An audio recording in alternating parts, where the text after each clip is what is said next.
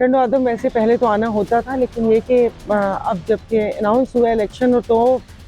लेकिन बहुत प्यार मिला मुझे और इतना वेलकम कि मैं मेरे पास कोई अल्फाज नहीं है। तो वो कहते हैं कि मैंने पहले भी कहा था कि एक कोई जीत हार को इतना सर पे मैंने सवार किया नहीं हुआ, इसलिए कि ज़ाहिर है दो जहाँ पर कैंडिडेट होते हैं, एक जीतता है और एक हारता है। और लेकिन यहाँ पर मैं आई हूँ तो अल्फाज नहीं है मेरे पास जिस किस्म का वेलकम हुआ, जिस किस्म के यहाँ पर लोग अदा कुछ आने वाले थे। और आप लोगों के सामने ही था, मेरे ख्याल में आपने देखा होगा, बल्कि पूरे शहर ने देखा और आप लोगों के थ्रू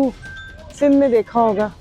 और जिनकी बात कर रहे हैं उन्होंने भी यकीनन देखा होगा। देखिए, जहाँ उम्मीद की बात करते हैं तो शायर तो कहता है कि पैवस्ता रहे शजर से उम्मीदें बाहर रख, लेकिन मैं कम से कम सिंध गवर्नमेंट से ये शेर भी पढ़ के दिल को तसल्ली नहीं दे सकती, क्योंकि यहाँ पर गैर वो जानिबदारी तो वही नहीं है ना। इन्होंने अगर free and fair election commission ने कहा है, लेकिन वो कहीं भी नज़र नहीं आ रहे। और मज़े की बात है कि वो डर खटखटा रहे हैं, उनके कान पे जूं तक नहीं रेंग रही। सबसे पहले वो अली हसन जो उन्होंने लोगों को धमकी दी थी कि 8 फरवरी के बाद 9 फरवरी भी आएगी, उस पर नोटिफिकेशन निकलवाया। फिर ये जब बिलावल साहब आए और म्यूनसिपल कमेटी सारी वहाँ पर वो थी, फिर थर्ड टाइम इन्होंने पोलिंग स्टेशन चेंज करवा रहे थे, वो पोलिंग स्टेशन इकट्ठे कर रहे थे। और अभी भी कुछ इस किस्म की बातें सुनिए कि वो अभी तक शाम तक लिस्ट नहीं दी थी। अब मैं यहाँ से फ्री होती हूँ तो मैं देखती हूँ, लेकिन वो कह रहे हैं कि गैर जानिबदारी नहीं है पूरी। मुझे लग रहा है कि ये जो मेरा इलेक्शन, ये जो मुकाबला है वो किसी कैंडिडेट से नहीं है, पूरी सिंध की मशीनरी से है, कि जिसमें सारा बल्दियाती निज़ाम भी है, इनका पुलिस है, इलेक्शन कमीशन है। और इलेक्शन कमीशन के बारे में पहले ही बोल चुकी हूँ कि जो यहाँ सिंध से निसार दुरानी साहब गए हैं, जब उनकी एसोसिएट की 2 खवातीन के नाम reserve seat provincial assembly Sindh के लिए देंगे, तो मैं फिर इसको कैसे साफ शफाफ समझूँ। तो जाहिर है ये तो जब वो इतना ओबलाइज किया जाता है तो इसका मतलब है कि आपको नवाजा जा रहा है, तो मैं तो इनको बिल्कुल भी नहीं समझती जी। सबसे पहले तो जो चीज़ मैंने देखी है, जो सबसे ज़्यादा मैंने यहाँ पर देखा है, मतलब ये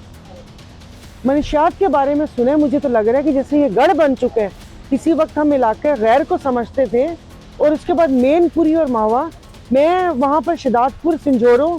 बरून और खडड़ों वगैरह की तरफ भी गई हूँ, कि जहाँ पर मैंने कभी देखा नहीं था सिंध में। ये हमेशा मैंने कराची उस साइड पर देखा था। आई एम सॉरी, नौजवान नस्ल को तबाह करके रख दिया, जिसके देखिए तो ज़ाहिर है फिर इससे तो आप इसको अगर वो करते जाए स्टेप बाय स्टेप, तो ना फिर वो किसी काम काज के काबिल रहेगा, सेहत अलग ख़राब, हॉस्पिटल्स के हाल आपको पता है। तो जो मेन जो मुझे वो शॉकिंग जो सबसे लगा वो ये था, इसलिए मैंने जब बयान सुना तो नहीं था, ये चलाइएगा ज़रूर, लेकिन मेरे गांव की एक खातून, मेरे ख्याल में जो पढ़ी लिखी भी नहीं है, वो आई मेरे पास बैठी हुई थी कि अद्धी तो उन्हें जो वो मखदूम जो बयान बुद्धो, तो मैं हैरान रहेगी, क्योंकि हर किसी के पास फ़ोन है, मैं इधर बात करूँगी वहाँ पर सब सुन रहे होंगे। तो मैंने कहा ना ना ना अद्धी सुठो ना गिलाया, इतनी बड़ी जमात है उन्हें जी, सुठो ना गिलाया। मतलब आप समझ रहे हैं कि जब वहाँ पर बैठी हुई गोठ मीर मोहम्मद वसान के, वो जो कहते हैं ना कि खेतों में घर में बैठी औरत कह रही है कि इतनी बड़ी जमात के जो सरबराह हैं उनको ये ज़ुबान नहीं इस्तेमाल करनी चाहिए, तो लेकिन मैंने सुना नहीं, उसकी कही हुई बात आपको बता रही हूँ। देखिए, हमेशा जो वो कहते हैं ना कि किसी वक्त मंशूर होते थे, लेकिन अब जो पिछले चंद सालों से जो हालात हो रहे हैं, उसमें सिर्फ लोगों को साफ़ पीने का पानी, सेहत, तालीम और गैस ही उनके दरवाजे पे मिल जाए, इससे बड़ा कोई मंशूर नहीं है।